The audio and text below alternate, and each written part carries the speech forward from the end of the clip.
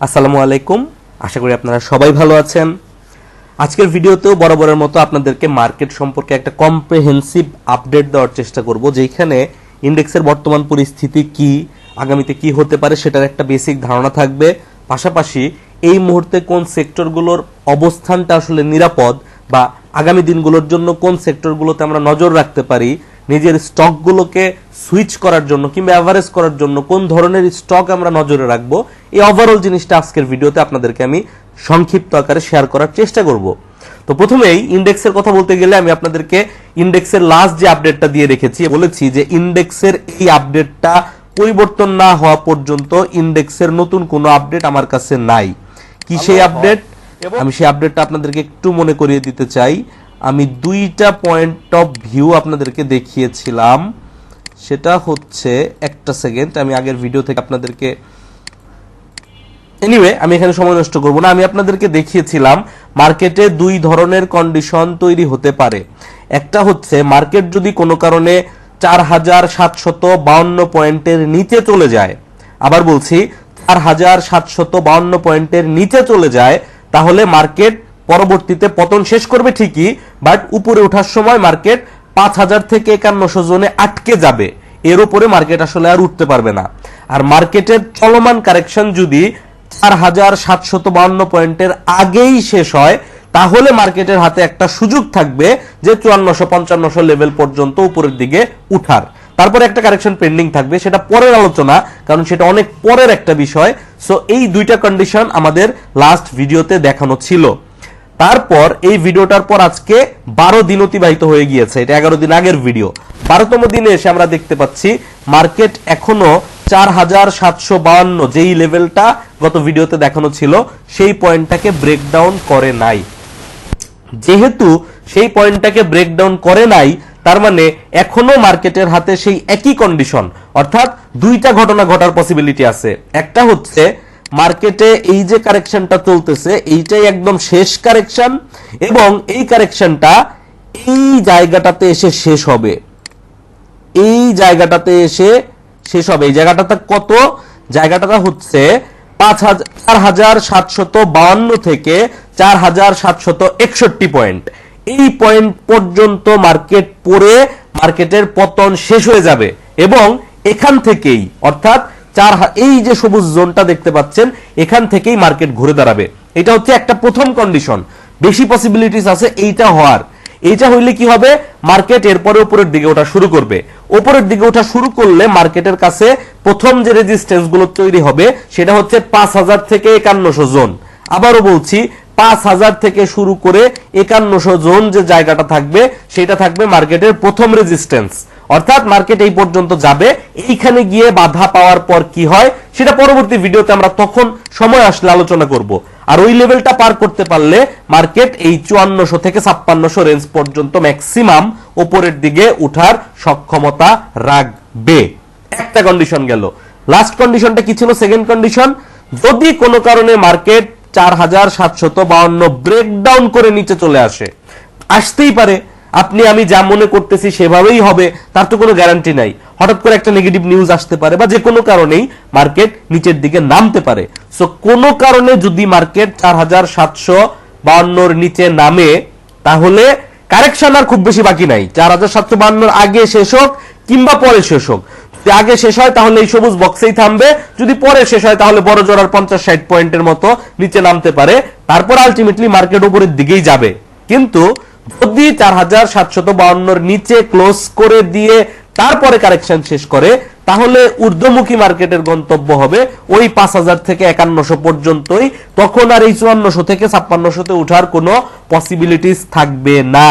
তখন সিচুয়েশনটা এরকম হবে, এখান থেকে এখানে উঠে আবার নিচে আসবে।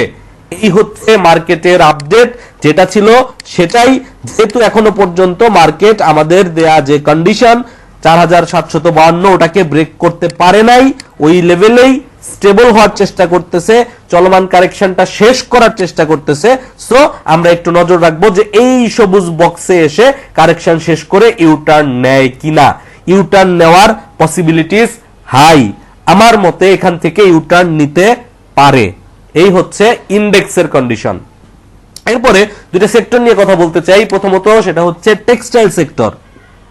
টেক্সটাইল সেক্টরে যখন শুল্ক আরোপ ঘোষণা আসলো, তখন আজ থেকে 1 মাস আগে আপনাদেরকে একটা ভিডিও দেওয়ার মাধ্যমে টেক্সটাইল সেক্টরের ভবিষ্যৎটা দেখিয়েছিলাম, এবং সেখানে বলা হয়েছিল মার্কেট তখন এই লেভেলে ছিল, এবং দেখানো হয়েছিল যে পরবর্তী 1 মাসে মার্কেটটা নিচে নেমে, দেখেন 18 মের পরে এই যে ডট ডটটা দেখতে পাচ্ছেন, এটা কিন্তু 18 মে। এই ডট ডটের পরে অর্থাৎ 18 মের পরে মে মাসের লাস্টের দিকে আপনার এই কি বলে টেক্সটাইল সেক্টরটা আলটিমেটলি আমাদেরকে এই সবুজ বক্সের ভেতরে আবারও নিয়ে আসবে। সো বর্তমানে আমরা সেই সময়টাতেই আছি, আমরা 18 মে পার করে ফেলেছি। এখন আমরা একটু দেখব টেক্সটাইল সেক্টর বর্তমানে আসলে কোন অবস্থায় আছে। আমরা যদি টেক্সটাইল সেক্টরের গ্রাফ দেখি, তখন আমরা এই জায়গাটাতে ছিলাম 15, 16, 17 ফেব্রুয়ারিতে, এই টাইমটাতে ছিলাম, এবং সেইখান থেকে আমরা 18 ফেব্রুয়ারি এই কি বলে 18 মে পার করে আলটিমেটলি সবুজ বক্সের ভিতরে ঢুকে গিয়েছি। ইভেন যেইভাবে কারেকশন হবে বলে আমরা এক্সপেক্ট করেছিলাম, তার চাইতে আরো খারাপ ভাবে কারেকশন হয়েছে। এটা একদিক দিয়ে ভালো হয়েছে, খারাপ ভাবে কারেকশন হওয়ার কারণে কম সময়ে কারেকশনটা শেষ হয়। যদি মনে করেন যে এটা স্লোলি কারেকশন হইলে ভালো হইতো, শেয়ারের দাম আস্তে আস্তে দাম কমতো, এটা আসলে ভুল ধারণা। কারণ কি, কারেকশন যে পর্যন্ত হওয়ার কারেকশন সেই পর্যন্ত হবেই। এটা স্লোলি হোক আর এটা ফাস্ট হোক, যদি ফাস্ট হয়ে যায় তাহলে আপনার প্লাস পয়েন্টটা হচ্ছে স্লোলি হইলে এই পর্যন্ত এসে এখানে নামতো, তারপরেই আলটিমেটলি বাড়তো, আর এইখানে অলরেডি কমে গেছে, অতদিন আস্তে আস্তে দেখা যাবে যে বেড়ে যাবে। সো ফার্স্ট কারেকশন হইলে অনেক সময় আমাদের জন্য সেটা ভালো হয়। এনিওয়ে, মূল কথা হচ্ছে আমাদের এক্সপেকটেশন অনুযায়ী যে এইরকম লেভেলে কারেকশন ঢোকার কথা, এই সবুজ বক্সের ভিতরে কারেকশন জোন ঢুকে গিয়েছে। এখন আশা করা যায় টেক্সটাইল সেক্টরে আমরা ছোটখাটো মুভমেন্ট দেখতে পাবো। টেক্সটাইলের শুল্ক ইস্যু সেটেল ডাউন না হওয়া পর্যন্ত টেক্সটাইল সেক্টরে আমরা কোনো বড় বুলিশ মুভ দেখব না, এই কথাটা মাথায় রাখতে হবে। আবার বলছি, টেক্সটাইল সেক্টরের শুল্ক ইস্যুটা 90 দিনের জন্য স্থগিত রয়েছে, তার 1 মাস পার হয়ে গিয়েছে, আর হয়তো 2 মাসের কাছাকাছি সময় আছে। বাট এইটা পার্মানেন্ট সলিউশন না আসা পর্যন্ত বড় কোনো বুলিশ মুভ আমরা দেখব না। কিন্তু যেহেতু আরো সময় আছে 2 মাসের কাছাকাছি, সো এইটুকু জায়গার মধ্যে মুভমেন্ট করতে কোনো ক্ষতি নাই। আমি কি বুঝাইতে পারছি? দ্যাট মিনস এই লেভেল থেকে এই লেভেল পর্যন্ত যতটা কমছে ততটা বাড়তে এখন কিন্তু কোনো সমস্যা নাই, এই হচ্ছে মূল কথা। সো টেক্সটাইল সেক্টরের দিকে আমরা নজর রাখতে পারি। এখন বলতে পারেন ওয়াচ লিস্ট দেন বা বিভিন্ন শেয়ার, টেক্সটাইল সেক্টর 2-1টা শেয়ারের কথা বলেন। আমি আমার ব্যক্তিগত পয়েন্ট অফ ভিউ থেকে টেক্সটাইল সেক্টরের 3টা শেয়ারের কন্ডিশন আপনাদেরকে দেখাচ্ছি। এই 3টা শেয়ার 3টা কন্ডিশন বিবেচনা করে নেওয়া হয়েছে।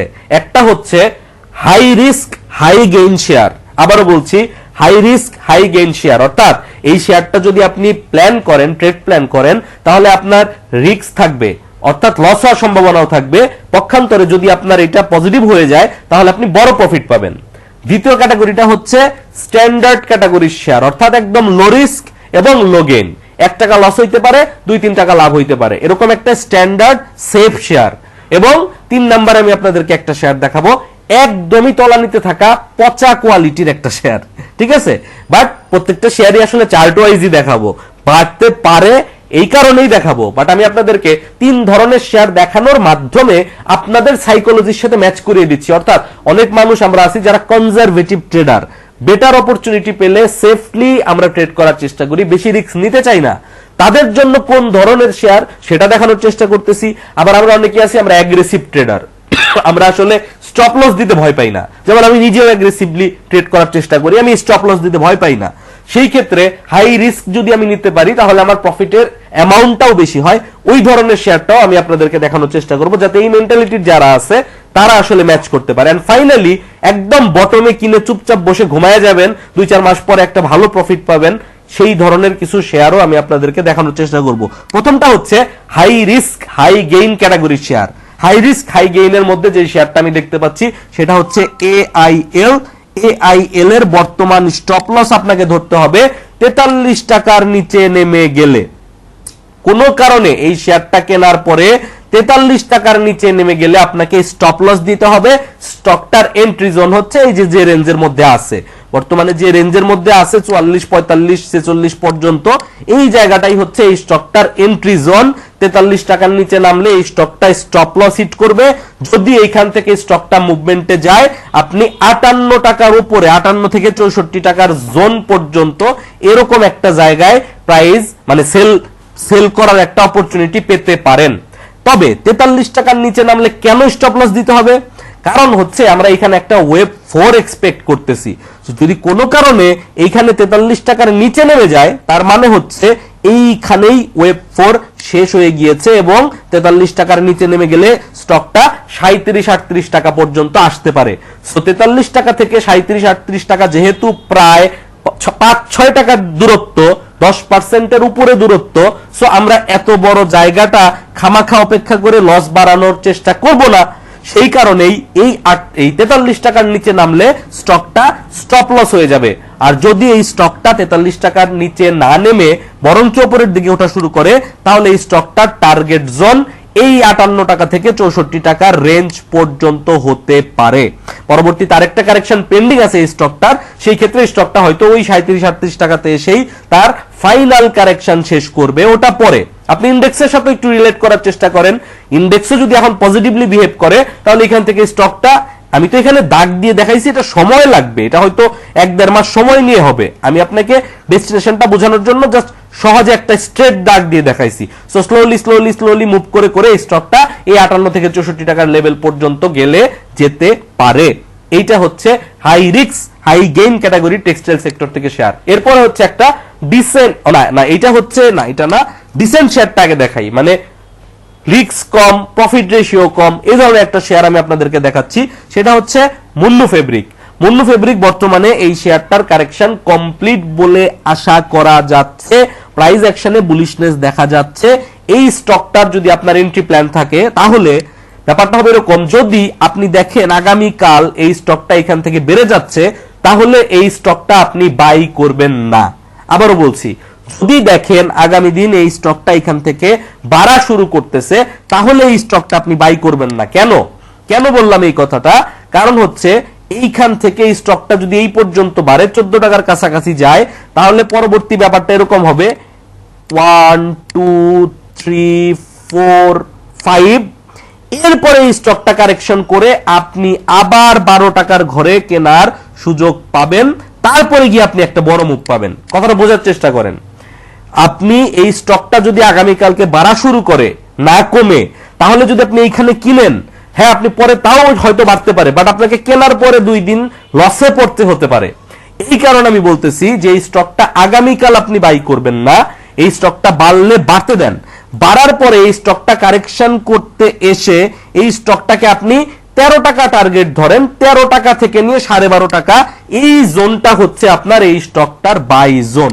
আবারও বলছি, 13 টাকা থেকে 12.5 টাকা, 12.5 থেকে 13 আর কি, এই জোনে যখন ফিরে আসবে 2-3 দিন পরে, তখন আপনি এই স্টকটা বাই করতে পারেন। অথবা যদি দেখেন যে এই রেঞ্জের মধ্যে কালকে কোনো কারণে নিচে নেমে আসছে, পেয়ে গেছেন, তাহলে আপনি বাই করতে পারেন, সেটা একটা ভিন্ন কথা। এই স্টকটার আমরা একটা টার্গেট রাখতে পারি অন্তত পক্ষে এই গ্যাপটা পর্যন্ত। এই গ্যাপটা মার্কেট ফিল আপ করবেই। সো এখানে 16 টাকায় আমরা একটা টার্গেট রাখতে পারি। সো আপনি যদি 13 টাকায় ট্রেডে এন্ট্রি করতে পারেন এবং 16 টাকা পর্যন্ত আপনার টার্গেট থাকে, তাহলে এখানে 3 টাকার একটা গ্যাপ, এখানে কিন্তু 20% প্লাস 20 থেকে 25% প্রফিটের একটা ডিসেন্ট অপরচুনিটি আপনি পাচ্ছেন। এবং 12.5 থেকে 13 টাকায় কেনার ক্ষেত্রে আপনাকে এই যে এই বটমটা কিন্তু হবে আপনার আবার স্টপ লস। কোনো কারণে যদি এই স্টকটা 12 টাকার নিচে নেমে যায়, তাহলে কিন্তু আপনাকে ডেফিনেটলি স্টপ লস দিতে হবে। তাহলে কি দাঁড়ালো? ধরে নিলাম আপনি 13 টাকায় কিনছেন, 12 টাকায় আপনার স্টপ লস, অর্থাৎ 1 টাকা আপনার ঝুঁকি। 13 টাকা থেকে বাড়া শুরু করলে উপরের দিকে 16 টাকা পর্যন্ত, অর্থাৎ 3 টাকা আপনার profit opportunity target. That means 1 টাকা হচ্ছে আপনার রিস্ক, 3 টাকা হচ্ছে আপনার প্রফিট রেশিও। সো এটাকে বলে রিস্ক রেওয়ার্ড রেশিও 1:3, যেটা ট্রেডিং এর best risk reward ratio.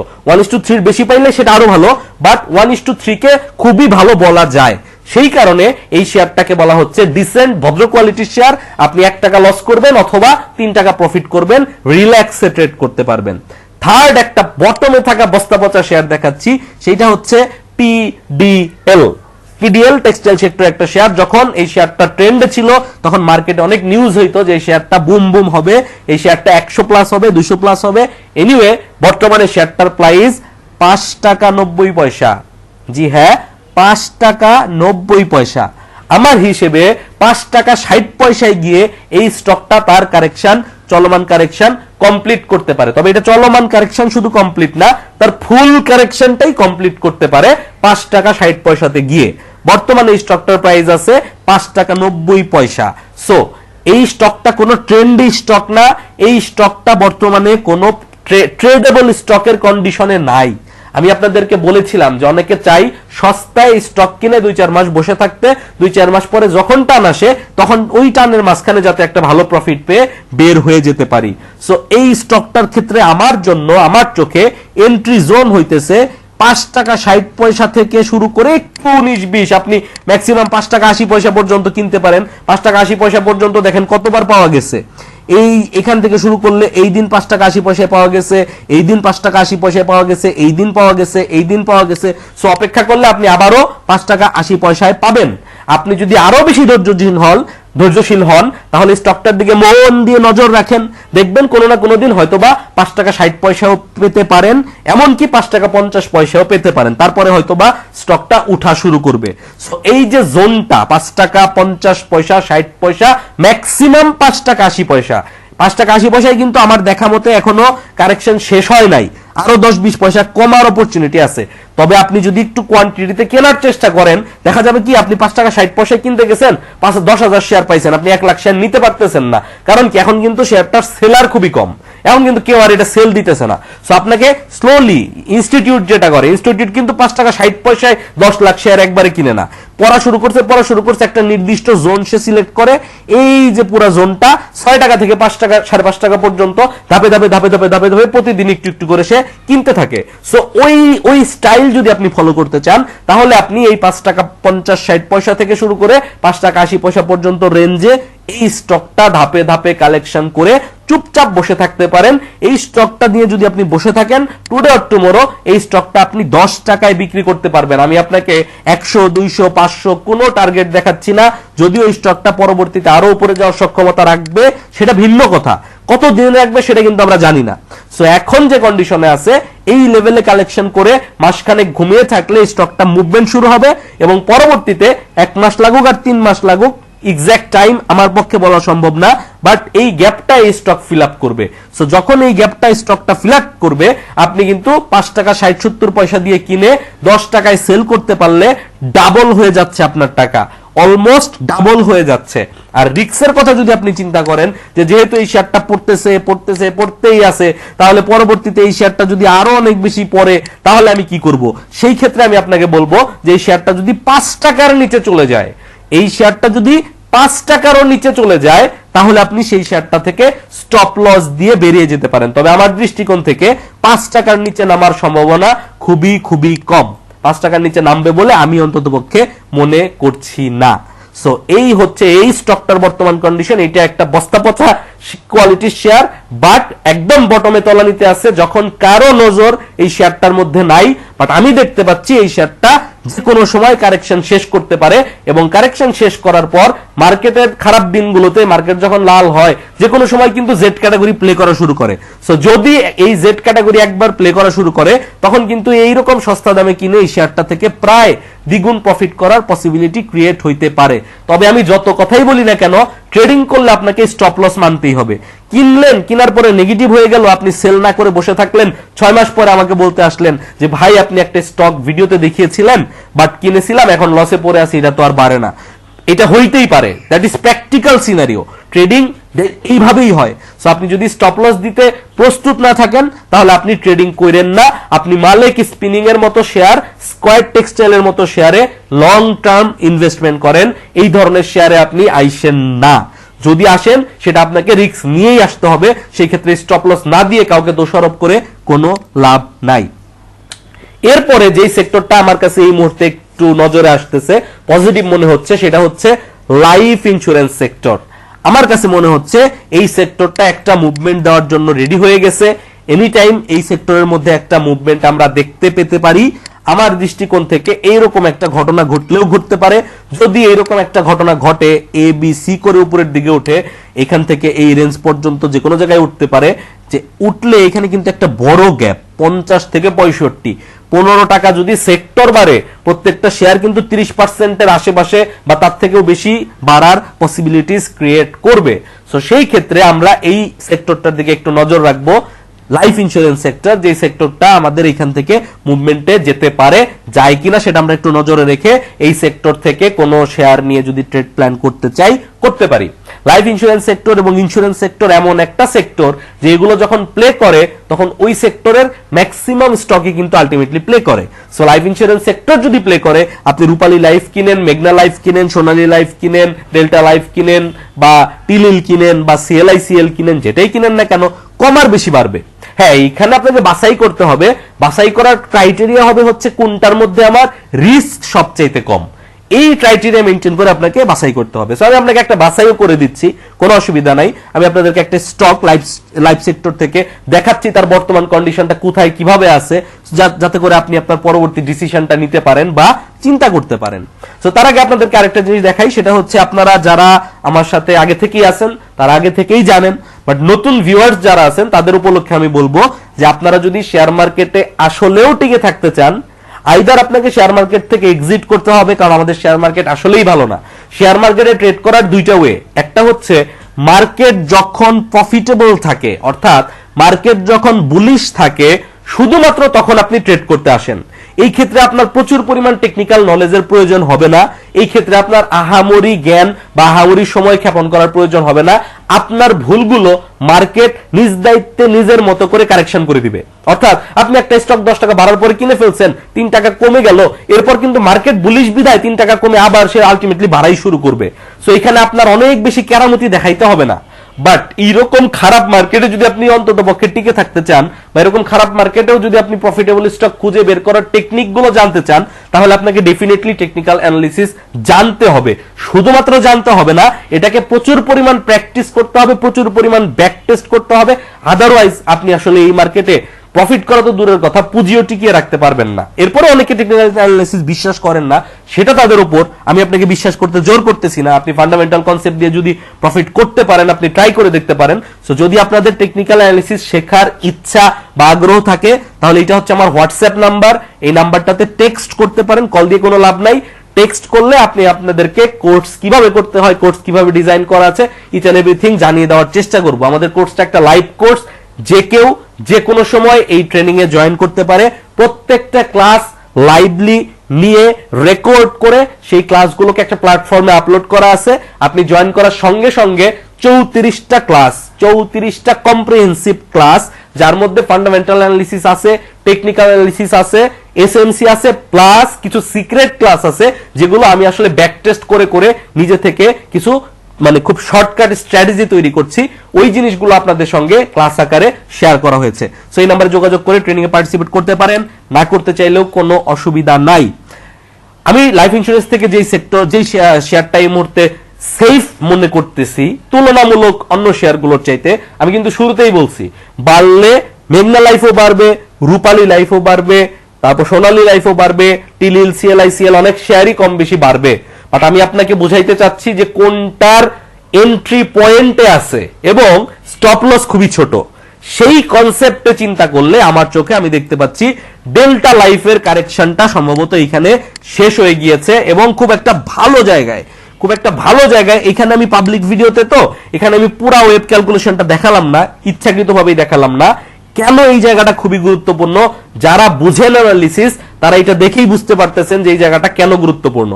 But আমি আপনাদেরকে শুধু এতটুকু বলতে চাই যে এটা খুব ভালো একটা জায়গায় এসে সাপোর্ট নিছে। এই জায়গাটাতে এসে তার সাপোর্ট নেওয়ার কথা, ঠিক সেই জায়গাটাতেই সে এখানে সাপোর্ট নিছে। আপনি যদি ডাইভারজেন্স কি এই বিষয়টা বুঝেন, তাহলে আপনি আরএসআই, এমএসিডি বা অন্যান্য ইন্ডিকেটর দিয়ে চেক করে দেখতে পারেন এই স্টকটার মধ্যে স্ট্রং ডাইভারজেন্সও আছে, প্রাইস লেভেলও খুব সুন্দর জায়গায় আছে, যদি আপনি প্রাইস অ্যাকশনের দিকে চিন্তা করেন, সাপোর্ট লেভেলে এসে বুলিশ এনগালফিং ক্যান্ডেল তৈরি করে রিটেস্টমেন্টও আমাদেরকে দিয়ে দিয়েছে। So each and every angle থেকে চিন্তা করলে জিনিসটা আমার কাছে লুক্রেটিভ মনে হচ্ছে। তবে সমস্ত ক্ষেত্রেই যতই লুক্রেটিভ মনে হোক, স্টপ লস আমাদেরকে মাথায় রাখতেই হবে। স্টপ লস হচ্ছে এই যে সবুজ ক্যান্ডেলটা, বড় সবুজ ক্যান্ডেলটা, এই ক্যান্ডেলটার বটম ব্রেক করলেই স্টপ লস, অর্থাৎ 61 টাকা 30 পয়সার নিচে যদি কোনো কারণে ক্লোজিং দেয় তাহলে আপনাকে স্টপ লস দিতে হবে। যদি 61 টাকা 30 পয়সার নিচে ক্লোজিং না দেয় তাহলে বর্তমানে যে জায়গাতে আছে এই জায়গাটাই এইটার বাই জোন, অর্থাৎ 63 64 টাকা 65 টাকা পর্যন্ত এইটার বাই জোন। 65 টাকা তো আপনার লাগবে না, 64 টাকা চলে। সো 63 টাকা 64 টাকা আপনার বাই জোন। 61 টাকা 30 পয়সার নিচে নামলে আপনি স্টপ লস প্ল্যান করতে পারেন। আপনি যদি মিনিমাম টার্গেটের কথাও চিন্তা করেন, একদম মানে লোয়েস্ট টার্গেট কত হইতে পারে, আপনি খুব বেশি দিনের জন্য ট্রেড করতে চাচ্ছেন না, অল্প সময় ম্যাক্সিমাম 1 মাসের জন্য আপনি ট্রেড করতে চাচ্ছেন, এর বেশি সময় আপনি দিবেন না, সেই ক্ষেত্রে আপনি কত টার্গেট করতে পারেন এরকম চিন্তা ভাবনা আপনার মধ্যে আছে, তাহলে আমি আপনাকে বলবো যে আপনার লোয়েস্ট টার্গেট হবে 76 টাকা। আপনার লোয়েস্ট টার্গেট হবে 76 টাকা। দ্যাট মিনস আপনি যদি 63 64 টাকায় স্টকটা বাই করেন, 76 টাকা হইতে গেলে 12 13 টাকা বাড়তেছে, অর্থাৎ 6 দুগুণে 12, 20% প্রফিট। আর এখানে 2 টাকা আপনার নিচে, 2 থেকে 3 টাকা আপনার স্টপ লসের জায়গা। সো একটা স্টকে যদি আপনার 13 টাকা প্রফিট করার জায়গা থাকে আর 3 টাকা স্টপ লস থাকে, এটা কিন্তু 1:4 রেশিও হয়ে যাচ্ছে। সো 1:4 রেশিওতে যদি আপনি কোনো ট্রেড পান, সেটা কিন্তু অবশ্যই ভালো একটা ট্রেড। আমি বলছিলাম আপনাকে ডেল্টা লাইফ কিনতে হবে, আমি তো বললাম মেঘনা লাইফ আপনি দেখতে পারেন, আপনি সোনালী লাইফ দেখতে পারেন, ওটা অবশ্য জেডে চলে গেছে। আপনি রূপালী লাইফ দেখতে পারেন, রূপালী লাইফ, মেঘনা লাইফ, এগুলোতেও আপনি হয়তো বাই সিগন্যাল পেয়ে যাবেন। বাট আমার চেষ্টা বা আমার চিন্তাটা হচ্ছে কোনটা ফেয়ার লেভেলে আছে এবং কোনটার রিস্কটা কম, আমি জাস্ট ওটা আপনাকে দেখিয়েছি। এর মানে এই না যে শুধুমাত্র ডেল্টা লাইফের দিকেই নজর দিতে হবে, অন্য কোনো লাইফের দিকে নজর দেওয়া যাবে না। সো এই মুহূর্তে আমার দৃষ্টিকোণ থেকে আমি টেক্সটাইল সেক্টর এবং লাইফ ইন্স্যুরেন্স সেক্টরকে একটু সম্ভাবনাময় মনে করতেছি আগামী 1-2 সপ্তাহের জন্য। আরেকটা প্রশ্ন আছে, আপনাদের ইন্স্যুরেন্সের খেলা শেষ কিনা অনেকে প্রশ্ন করেছিলেন। না, ইন্স্যুরেন্সের খেলা শেষ এরকম ব্যাপারটা না। ইন্স্যুরেন্স সেক্টর সবেমাত্র কারেকশন শেষ করে রেডি হচ্ছে। দ্যাটস ওয়াই আপনি কিছু কিছু স্টকে দেখছেন 5 টাকা 3 টাকা বাড়ছে, আবার 2 টাকা কমে স্লো হয়ে বসে আছে, ওইটা আবার মুভমেন্ট দিবে। যারা ইন্স্যুরেন্সে পজিশন নিয়েছেন, ইন্স্যুরেন্সের মুভমেন্ট শেষ হয়ে যায় নাই। আমি আবারও বলছি, যারা ইন্স্যুরেন্সে মুভমেন্ট মানে নিয়েছেন, পজিশন নিয়েছেন, ইন্স্যুরেন্সের মুভমেন্ট শেষ হয়ে যায় নাই। ইন্স্যুরেন্সের পরবর্তীতে আপনি আরো মুভমেন্ট দেখার অপরচুনিটি পাবেন।